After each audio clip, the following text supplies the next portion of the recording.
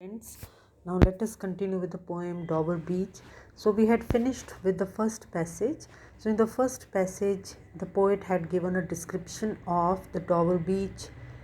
He had talked about the sea that was calm and about the tide that was full, and he had also told us about the moon that is shining very beautifully, and the moonlight is falling upon the streets. And we also come to know about the presence of another person that is supposedly the wife of the poet.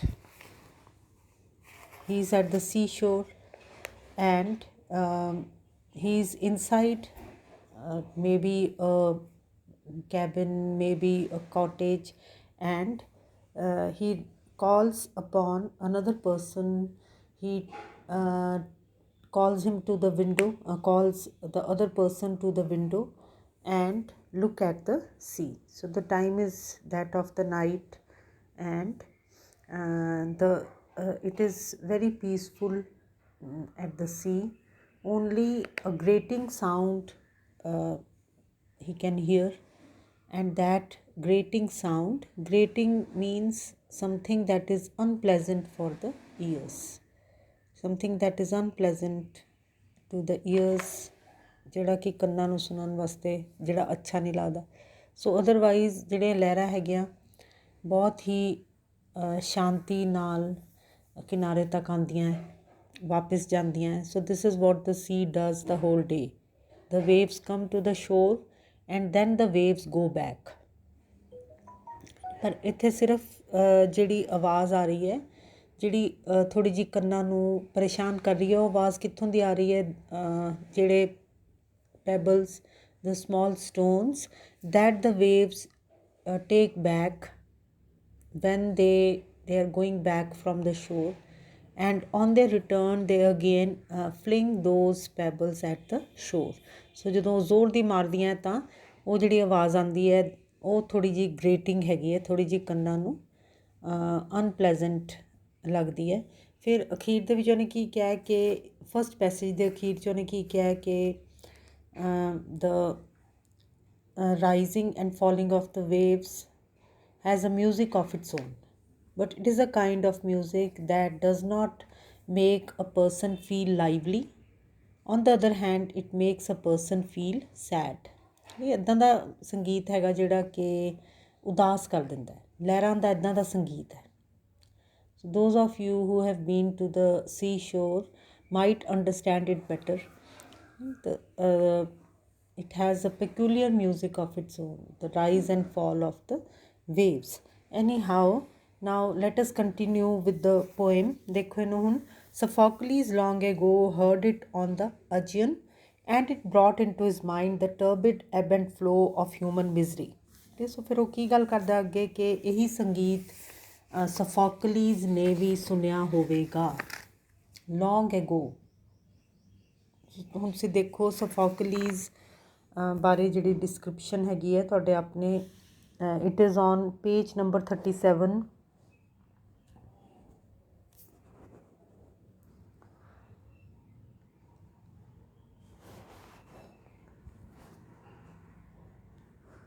ਸਫੋਕਲੀਜ਼ ਦੇਖੋ ਤੁਹਾਡੇ page number 37 ਦੇ ਉੱਪਰ ਦੇਖੋ ਆਪਣੇ। one of the three great writers of ancient classical Greek tragedy. He lived in the 5th century BC. ਸੋ ਤਕਰੀਬਨ ਜਦੋਂ poet ਨੇ poem ਲਿਖੀ ਉਸ ਤੋਂ 2000 ਈਅਰਸ ਪਹਿਲਾਂ ਇੱਕ ਡਰਾਮਾਟਿਸਟ ਹੋਇਆ ਸੀ ਗ੍ਰੀਸ ਦੇ ਵਿੱਚ, ਜਿਹਦਾ ਨਾਮ ਕੀ ਸੀਗਾ? ਸਫੋਕਲੀਜ਼। ਔਰ ਹੀ ਰੋਟ close to 120 plays, but only 7 have survived. ਸੋ ਉਹਨੇ ਬਹੁਤ ਪਲੇਜ਼ ਲਿਖੇ, ਪਰ ਇੰਨੀ ਪੁਰਾਣਾ ਕਿਉਂਕਿ ਰਾਈਟਰ ਹੈ ਸੋ ਉਹਦੇ ਸਿਰਫ ਕੁਛ ਪਲੇਜ਼ ਹੀ ਹੈਗੇ ਜਿਹੜੇ ਕਿ 7 plays, only his 7 plays have survived. ਸੋ ਇੰਨਾ ਯਾਦ ਰੱਖੋ ਕਿ 5th century BC ਨੂੰ ਇਹ ਬਿਲੋਂਗ ਕਰਦਾ ਸੀਗਾ। ਸੋ ਦੇਖੋ ਇਹਨੂੰ ਕਿ ਅ ਵੈਰੀ ਏਂਸ਼ੀਅੰਟ ਗ੍ਰੀਕ ਰਾਈਟਰ।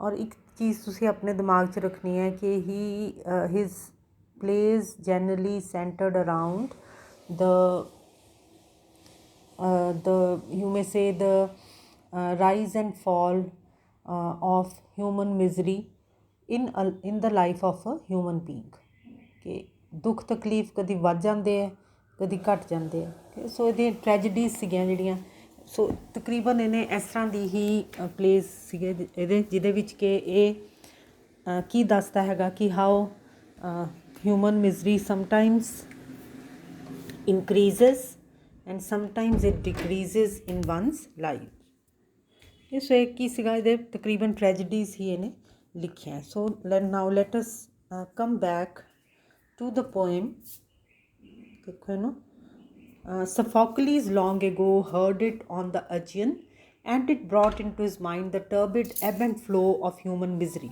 ਸੋ ਕੀ ਕਹਿ ਰਿਹਾ ਕਿ Sophocles ਨੇ ਵੀ ਇਹੀ ਲਹਿਰਾਂ ਦਾ ਸੰਗੀਤ ਬਹੁਤ ਸਮਾਂ ਪਹਿਲਾਂ ਅਜੀਅਨ ਸੀ 'ਤੇ ਸੁਣਿਆ ਹੋਵੇਗਾ ਠੀਕ ਹੈ ਸੋ ਅਜੀਅਨ ਸੀ ਸੋ ਨੈਚੁਰਲੀ ਜਿਹੜਾ Sophocles ਸੀਗਾ ਉਹ ਕਿੱਥੋਂ ਨੂੰ ਬਿਲੋਂਗ ਕਰਦਾ ਸੀ ਗ੍ਰੀਸ ਨੂੰ ਸੋ ਅਜੀਅਨ ਸੀ ਦੇਖੋ so Aegean sea lies between Greece and Turkey so ਕੀ ਇਮੈਜਨ ਕਰ ਰਿਹਾ ਕਿ Sophocles ਨੇ ਵੀ ਇਹੀ ਸੰਗੀਤ ਅਜੀਅਨ ਸੀ ਦੇ ਕਿਨਾਰੇ ਗ੍ਰੀਸ 'ਚ ਰਹਿੰਦਾ ਸੀਗਾ ਸੋ ਉੱਥੇ ਉਹਨੇ ਸੁਣਿਆ ਹੋਵੇਗਾ ਸੋ ਲੌਂਗ ਟਾਈਮ ਬੈਕ ਸੋ ਕਹਿੰਦਾ ਕਿ ਸ਼ਾਇਦ ਉਹਨੇ ਇਹੀ ਸੰਗੀਤ ਸੁਣਿਆ ਹੋਵੇਗਾ ਜਿਹੜਾ ਮੈਂ ਅੱਜ ਸੁਣ ਰਿਹਾ Sophocles long ago heard it on the Aegean and it brought into his mind the turbid ebb and flow of human misery ਔਰ ਉਹਦੇ ਮਨ 'ਚ ਕੀ ਆਇਆ ਹੋਵੇਗਾ ਕਿ ਜਿਸ ਤਰ੍ਹਾਂ ਕਦੀ ਲਹਿਰਾਂ ਵੱਧਦੀਆਂ ਹੈਗੀਆਂ ਕਦੀ ਘਟਦੀਆਂ ਹੈਗੀਆਂ ਐਬ ਦਾ ਮਤਲਬ ਵੀ ਕੀ ਹੈ ਵੈਨ ਦਾ ਵਾਟਰ ਐਬਸ ਮੀਨਸ ਜਦੋਂ ਵਾਪਸ ਜਾਂਦਾ ਹੈਗਾ ਪਾਣੀ ਫਲੋ ਦਾ ਮਤਲਬ ਕੀ ਹੈ ਜਦੋਂ ਲਹਿਰਾਂ ਵੱਧਦੀਆਂ ਜਦੋਂ ਉਹ ਕਿਨਾਰੇ ਵੱਲ ਆਉਂਦੀਆਂ ਸੋ ਕੀ ਉਹਨੇ ਕੀ ਇਮੈਜਨ ਕਰ ਰਿਹਾ ਕਿ Sophocles ਨੇ ਵੀ ਇਹੀ ਸੰਗੀਤ ਲਹਿਰਾਂ ਦਾ ਸੁਣਿਆ ਹੋਏਗਾ when he was standing at the shore of the Aegean Sea and it brought into his mind the turbid ebb and flow of human misery ਦਾ ਮਤਲਬ ਕੀ ਹੈ ਦੁੱਖ ਤਕਲੀਫ ਸੋ ਉਸ ਵੇਲੇ ਉਹਦੇ ਮਨ 'ਚ ਕੀ ਆਇਆ ਹੋਏਗਾ ਕਿ ਜਿਸ ਤਰ੍ਹਾਂ ਲਹਿਰਾਂ ਵੱਧਦੀਆਂ ਘਟਦੀਆਂ ਰਹਿੰਦੀਆਂ ਇਸ ਤਰ੍ਹਾਂ ਹੀ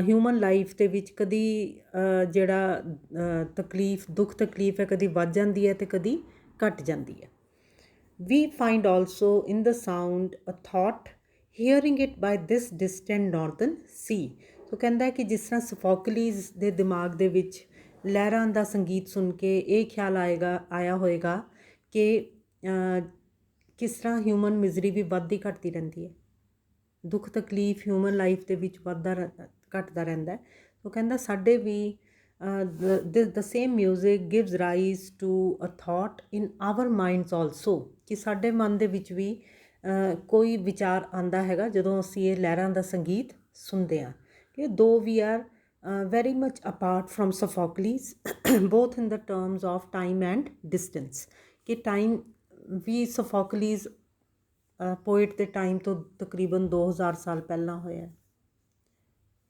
ਡਿਸਟੈਂਸ ਵੀ ਹੈਗਾ ਜਿੱਥੇ Sophocles ਖੜਾ ਸੀਗਾ when he was pondering over this ਸੋ ਕਿੱਥੇ ਖੜਾ ਸੀ ਉਹ ਗ੍ਰੀਸ ਦੇ ਵਿੱਚ ਜਦੋਂ ਕਿ ਪੋਇਟ ਕਿੱਥੇ ਹੈ ਪੋਇਟ ਇਸ ਵੇਲੇ ਇੰਗਲੈਂਡ ਦੇ ਵਿੱਚ ਹੈ ਸੋ Sophocles ਟਾਈਮ ਵੇਲੇ ਵੀ ਟਾਈਮ ਦਾ ਵੀ ਬਹੁਤ ਗੈਪ ਹੈ Sophocles ਦੇ ਵਿੱਚ ਅਤੇ ਡਿਸਟੈਂਸ ਦਾ ਵੀ ਦੋਨੋਂ ਬਹੁਤ ਅਲੱਗ-ਅਲੱਗ ਜਗ੍ਹਾ ਨੂੰ ਬਿਲੋਂਗ ਕਰਦੇ ਸੀ ਉਹ ਕਹਿੰਦਾ ਕਿ ਸਾਡੇ ਵੀ ਦਿਮਾਗ ਦੇ ਵਿੱਚ ਇੱਕ ਖਿਆਲ ਆਉਂਦਾ ਹੈ ਜਦੋਂ ਅਸੀਂ ਇਹ ਵਾਲਾ ਸੰਗੀਤ ਸੁਣਦੇ ਹਾਂ when we hear the sound of the waves then a thought comes to our minds also so ਦੇਖੋ ਇਹਨੂੰ ਹੁਣ ਕਿ ਇਹਦੇ ਦਿਮਾਗ 'ਚ ਕਿਹੜਾ ਆਉਂਦਾ ਹੈਗਾ the sea of faith was once too at the full and round earth's shore lay like the folds of a bright girdle furled but now I only hear its melancholy long withdrawing roar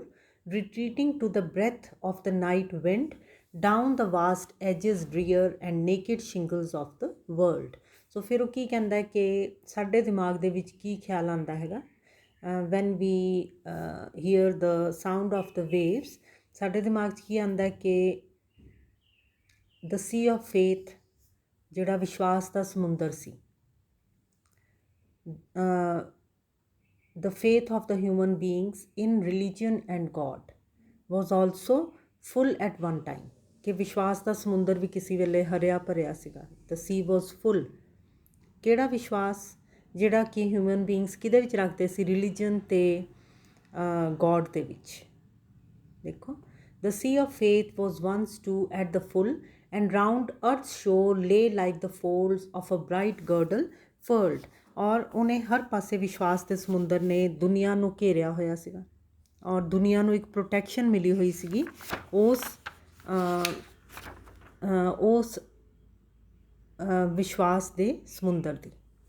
The human beings felt protected, क्योंकि when you have faith in God, when you have faith in religion, then you feel very confident, then you do not feel troubled at all. Life is difficult for all, but if it is our faith in God and religion that sustains us। So ਇੱਥੇ ਕੀ ਗੱਲ ਕਰ ਰਿਹਾ ਕਿ the sea of faith, ਸੋ ਆਪਣੀ 19th century ਦੀ ਉਹ ਗੱਲ ਕਰ ਰਿਹਾ ਕਿ ਉਦੋਂ ਜਿਹੜੀ ਵਿਸ਼ਵਾਸ ਦਾ ਸਮੁੰਦਰ ਸੀ ਉਹਨੇ ਘੇਰਿਆ ਹੋਇਆ ਸੀਗਾ ਹਰ ਪਾਸਿਓਂ ਦੀ ਦੁਨੀਆ ਨੂੰ, and everyone felt very protected. So girdle ਕੀ ਹੁੰਦਾ? ਜਿਸ ਤਰ੍ਹਾਂ it is a belt like garment, ਕਿ ਜਿਹੜੀ ਚੀਜ਼ ਘੇਰਦੀ ਹੈ ਜਿਸ ਤਰ੍ਹਾਂ ਕਿ ਬੈਲਟ, ਗਰਡਲ। ਸੋ ਕਿਸੇ ਟਾਈਮ ਦੇ ਉੱਪਰ ਵਿਸ਼ਵਾਸ ਦਾ ਸਮੁੰਦਰ ਵੀ ਹਰਿਆ ਭਰਿਆ ਸੀ। ਹੁਣ ਕਿਉਂ ਘਟ ਗਿਆ? ਜਿਸ ਤਰ੍ਹਾਂ ਕਿ ਆਪਾਂ ਪਹਿਲਾਂ ਵੀ ਡਿਸਕਸ ਕੀਤਾ ਸੀਗਾ, humankind had lost its faith in religion and God to a certain degree. ਕਿ ਕੁਛ ਹੱਦ ਤੱਕ ਉਸ ਵੇਲੇ ਕੀ ਹੋਇਆ ਸੀਗਾ, ਸਾਇੰਸ ਦੀਆਂ ਜਿਹੜੀ ਇਨਫੋਰਮੇਸ਼ਨ ਸਾਇੰਸ ਲੈ ਕੇ ਆ ਰਹੀ ਸੀਗੀ, ਸੋ ਉਹ ਵਾਲੀ ਇਨਫੋਰਮੇਸ਼ਨ ਜਿਹੜੀ ਸੀਗੀ it was putting a question mark on what religion had taught over the ages. So ਕਈ ਤਰ੍ਹਾਂ ਦੀਆਂ ਚੀਜ਼ਾਂ ਜਿਹੜੀਆਂ ਜਿਨ੍ਹਾਂ ਵਿੱਚ, ਸੋ ਸਾਇੰਸ ਜਿਹੜੀਆਂ ਥਿਊਰੀਜ਼ ਲਿਆ ਰਹੀ ਸੀ ਉਹਨਾਂ ਦੇ ਵਿੱਚ ਗੋਡ ਦੀ ਕੋਈ ਜਗ੍ਹਾ ਨਹੀਂ ਸੀਗੀ। ਦੇਰ ਵਾਜ਼ ਨੋ ਮੈਂਸ਼ਨ ਆਫ ਗੋਡ। ਔਰ ਜਿਹੜੀਆਂ ਥਿਊਰੀਜ਼ ਸਾਇੰਸ ਲਿਆ ਰਹੀ ਸੀ ਉਹਨਾਂ ਨੇ ਸਾਰੀਆਂ ਜਿੰਨੀਆਂ ਵੀ ਰਿਲੀਜਨ ਨੇ ਹੁਣ ਤੱਕ ਦੱਸਿਆ ਸੀ ਉਹਨੂੰ ਤਹਿਸ ਨਹਿਸ ਕਰ ਦਿੱਤਾ ਸੀਗਾ। ਸੋ ਉਹਦਾ ਨਤੀਜਾ ਕੀ ਨਿਕਲਿਆ ਸੀਗਾ? That people had lost faith in religion. So ਕੀ ਇਹੀ ਉਹ ਗੱਲ ਇੱਥੇ ਕਰ ਰਿਹਾ ਕਿ ਦ ਸੀ ਆਫ ਫੇਥ। ਸੋ ਦੇਖੋ ਇਹਨੂੰ ਕਿ but now I only hear its melancholy long withdrawing roar. ਪਰ ਹੁਣ ਜਿਹੜਾ ਉਹ ਸਮੁੰਦਰ ਹੈ ਉਹ ਘੱਟ ਚੁੱਕਾ ਹੈ। ਇਹਦਾ ਮਤਲਬ ਕੀ ਹੈ ਕਿ ਲੋਕਾਂ ਦਾ ਰਿਲੀਜਨ ਦੇ ਵਿੱਚ ਵਿਸ਼ਵਾਸ ਜਿਹੜਾ ਉਹ ਘੱਟ ਗਿਆ। So here he is referring to, ਦੇਖੋ ਇਹਨੂੰ ਹੁਣ ਆਪਣੇ ਮੀਨਿੰਗਸ ਦੇਖੋ ਪੇਜ ਨੰਬਰ 37 'ਤੇ ਦੇਖੋ ਇਹਨੂੰ। But now I only hear, so ਇੱਥੇ the poet refers to the middle of the 19th century Europe, ਕਿ ਮੈਂ ਹੁਣ ਕੀ ਦੇਖ ਰਿਹਾ ਹੈਗਾ। ਸੋ ਇੱਥੇ ਉਹ ਕਿਹਦੀ ਗੱਲ ਕਰ ਰਿਹਾ ਹੈ? 19th century ਯੂਰਪ ਦੀ, ਜਦੋਂ ਲੋਕਾਂ ਦੇ ਵਿੱਚ ਵਿਸ਼ਵਾਸ ਘਟਣਾ ਸ਼ੁਰੂ ਹੋ ਗਿਆ ਸੀ because of the advent of science and technology. But now I only hear its melancholy long withdrawing roar. So ਹੁਣ ਇੱਦਾਂ ਲੱਗਦਾ ਜਿੱਦਾਂ ਕਿ ਸਮੁੰਦਰ ਘਟ ਰਿਹਾ, ਘਟਣ ਦੀ ਆਵਾਜ਼ ਆ ਰਹੀ ਹੈ। Retreating to the breath of the night wind, ਕਿ ਜਿਸ ਤਰ੍ਹਾਂ ਕਿ ਘਟਦਾ ਜਾ ਰਿਹਾ ਸਮੁੰਦਰ, ਜਿਸ ਤਰ੍ਹਾਂ ਰਾਤ ਅੱਗੇ ਵੱਧ ਰਹੀ ਹੈ। Down the vast edges rear and naked shingles of the world. So when the sea is retreating, so ਜਦੋਂ ਸਮੁੰਦਰ ਪਿੱਛੇ ਨੂੰ ਜਾ ਰਿਹਾ ਤਾਂ ਕੀ ਦਿਖ ਰਿਹਾ ਹੈਗਾ ਫਿਰ? ਜਿਹੜੇ ਕਿਨਾਰਿਆਂ ਨੂੰ, ਸਮੁੰਦਰ ਦੇ ਜਿਹੜੇ ਕਿਨਾਰਿਆਂ ਨੂੰ ਪਾਣੀ ਨੇ ਬਹੁਤ ਸੋਹਣਾ ਕਵਰ ਕੀਤਾ ਹੋਇਆ ਸੀਗਾ। Now they are without that cover and they are looking drear, they are looking ਡਰੀਅਰੀ। ਡਰੀਅਰੀ ਦਾ ਮਤਲਬ ਕੀ ਹੈ? ਜਿੱਥੇ ਰੌਣਕ ਨਾ ਹੋਵੇ। ਸੋ ਜਦੋਂ ਹੁਣ ਕਿਨਾਰੇ ਦਿਖ ਰਹੇ ਹੈ, ਪਹਿਲਾਂ ਸਮੁੰਦਰ ਹੀ ਇੰਨਾ ਹਰਿਆ ਭਰਿਆ ਸੀਗਾ ਕਿ ਉਹ ਹੁਣ ਸਮੁੰਦਰ ਘਟ ਰਿਹਾ ਤਾਂ ਲੈਂਡ ਏਰੀਆ ਜ਼ਿਆਦਾ ਦਿਖ ਰਿਹਾ ਹੈ। ਸੋ ਜਿਹੜਾ ਸ਼ੋਰ ਦਿਖ ਰਿਹਾ ਉਹ ਕੀ ਹੈ? It is looking very dreary, ਉਹ ਬਹੁਤ ਜ਼ਿਆਦਾ ਬੇਰੌਣਕਾ ਲੱਗ ਰਿਹਾ ਹੈਗਾ। And naked shingles of the world and what else is visible? The shingles are the stones, ਜਿਹੜੀਆਂ ਚਟਾਨਾਂ ਦਿਖ ਰਹੀਆਂ ਹੈਗੀਆਂ, ਜਿਹੜੀਆਂ ਕਿ ਕੀ ਹੈਗੀਆਂ?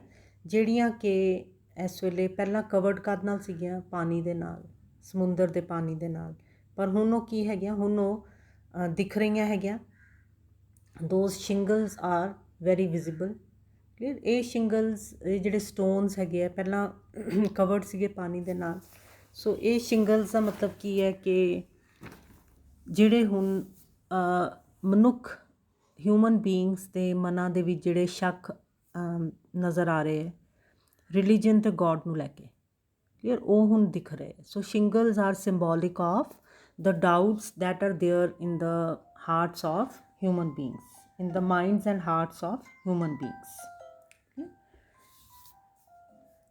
It's melancholy long. ਸੋ ਇਹ ਹੋ ਗਿਆ ਦੇਖੋ, down the vast edges rear and naked shingles of the world. So ਇੱਥੇ ਤੁਸੀਂ ਹੁਣ ਦੇਖੋ ਕਿ ਉਹਨੇ ਕੀ ਡਿਸਕ੍ਰਿਪਸ਼ਨ ਦਿੱਤੀ ਹੈ ਕਿ ਇੱਦਾਂ ਦੇ। ਸੋ ਜੇ ਤੁਸੀਂ ਈਵਨ ਸਮੁੰਦਰ ਦੀ ਨਾ ਵੀ ਗੱਲ ਕਰੋ, ਜੇ ਤੁਸੀਂ ਨਦੀਆਂ ਦੀ ਵੀ ਗੱਲ ਕਰੋ, ਜਦੋਂ ਨਦੀਆਂ ਹਰੀਆਂ ਭਰੀਆਂ ਹੁੰਦੀਆਂ ਉਹ ਤਾਂ ਵੀ all have seen they look very beautiful, but when the amount of water decreases, clear, ਫਿਰ ਜਦੋਂ ਨਦੀਆਂ ਸੁੱਕ ਜਾਂਦੀਆਂ ਹੈ, ਜਦੋਂ ਘੱਟ ਹੁੰਦਾ ਪਾਣੀ ਉਹਨਾਂ ਵਿੱਚ, ਫਿਰ ਉਹ ਕੀ ਦਿਖਾਈ ਦਿੰਦੇ ਆ, ਜਿਹੜੇ ਵੱਡੇ ਵੱਡੇ ਜਿਹੇ ਪੱਥਰ ਦਿਖਾਈ ਦਿੰਦੇ ਆ।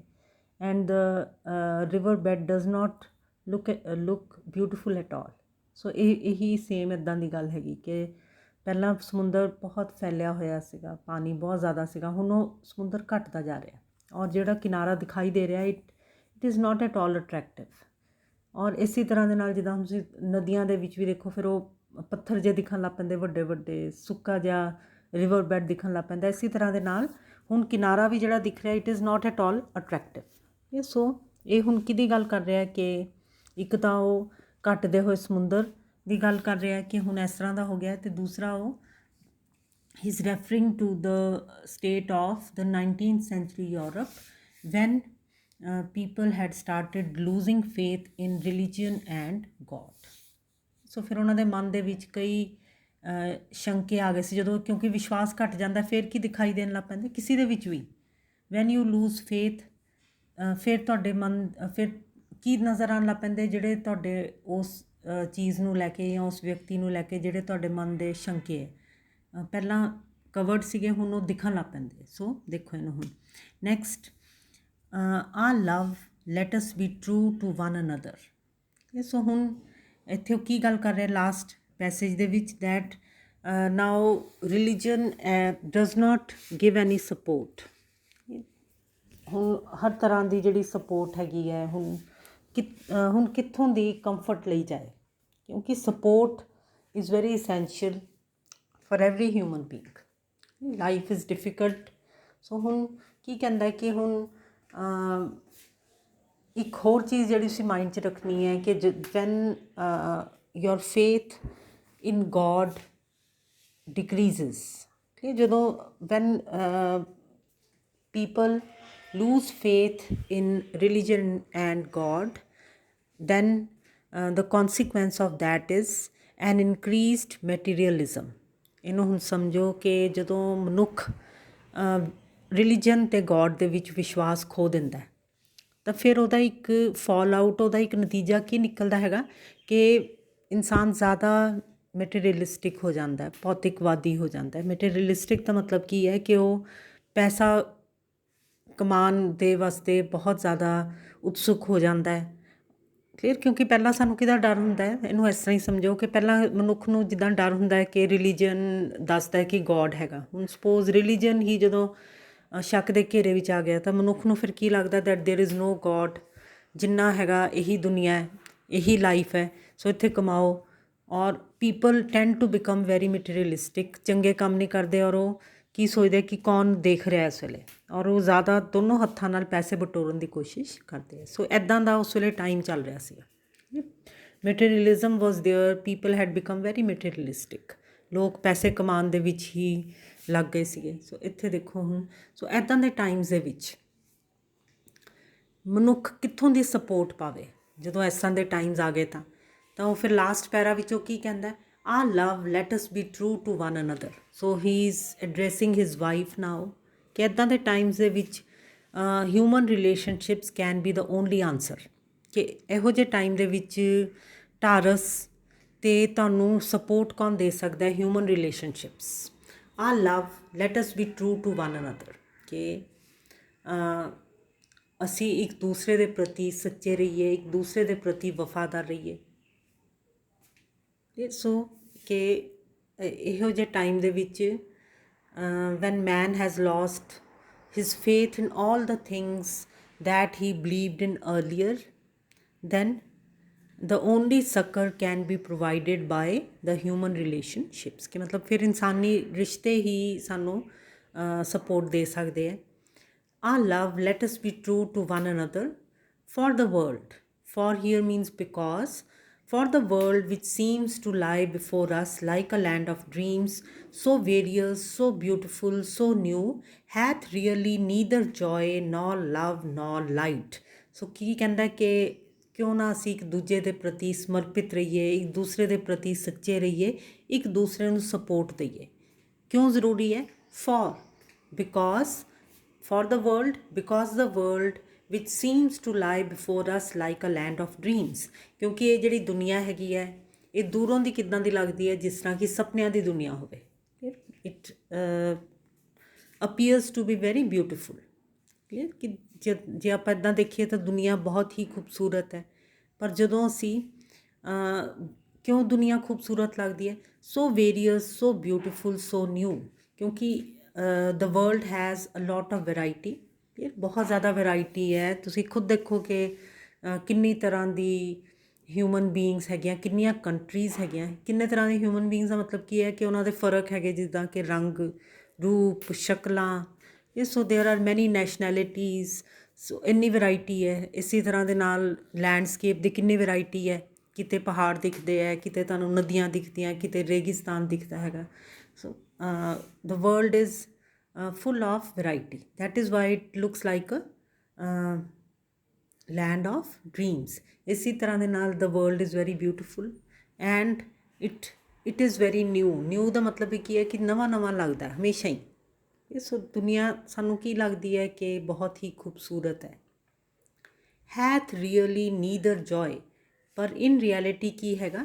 hath ਦਾ ਮਤਲਬ ਕੀ ਹੈ?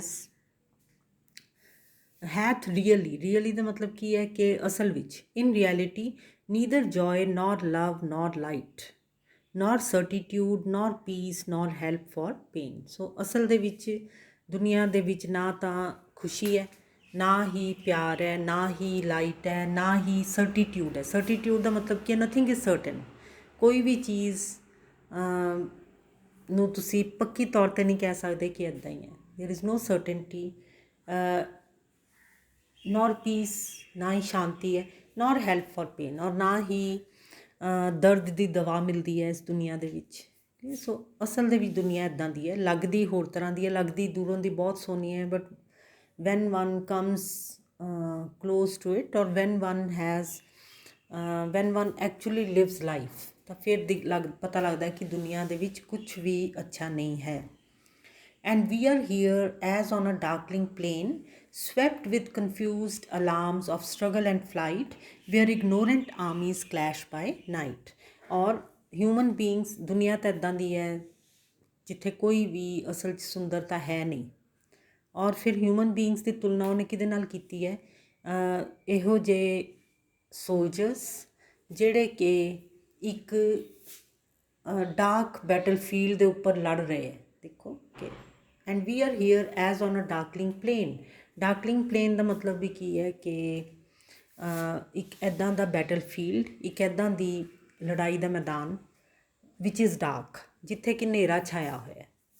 ਸਵੈਪਟ with confused alarms of struggle and flight, ਕਿ ਸਾਡਾ ਹਾਲਤ ਕਿੱਦਾਂ ਦੀ ਹੈ? ਜਿੱਦਾਂ ਕਿ ਇੱਕ ਹਨੇਰੀ ਹੋਈ ਹਨੇਰੇ ਲੜਾਈ ਦੇ ਮੈਦਾਨ ਦੇ ਵਿੱਚ ਅਸੀਂ ਲੜ ਰਹੇ ਹਾਂ।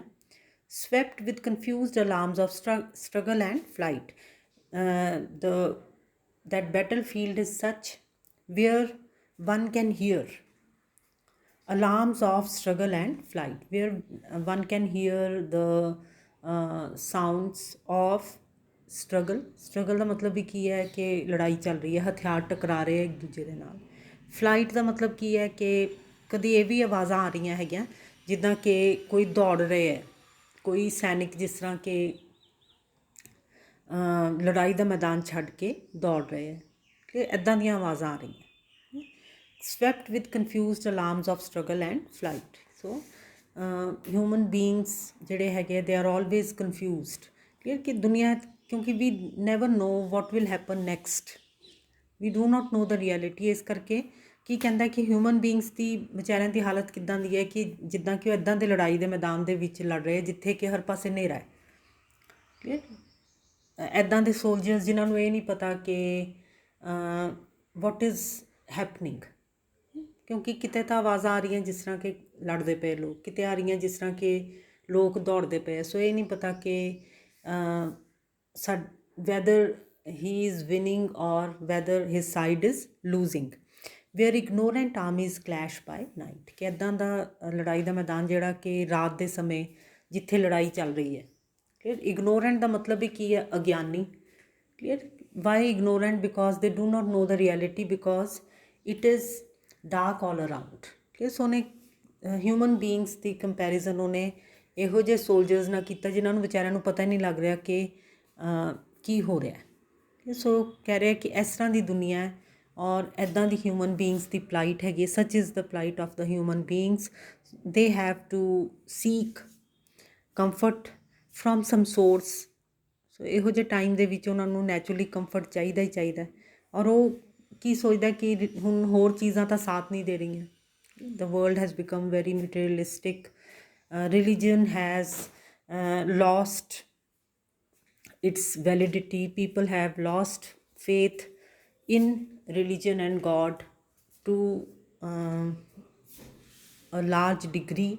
ਸੋ ਇੱਥੇ ਸਾਨੂੰ ਸਿਰਫ ਕੀ ਸਸਟੇਨ ਕਰ ਸਕਦਾ ਜੇ ਅਸੀਂ ਹਿਊਮਨ ਰਿਸ਼ਤੇ ਹੀ ਇੱਕ ਦੂਸਰੇ ਨੂੰ ਸਸਟੇਨ ਕਰ ਸਕਦੇ। So now I make an and here and listen to the lecture very carefully, and I hope you have understood it. So I will be discussing the questions in my next lecture.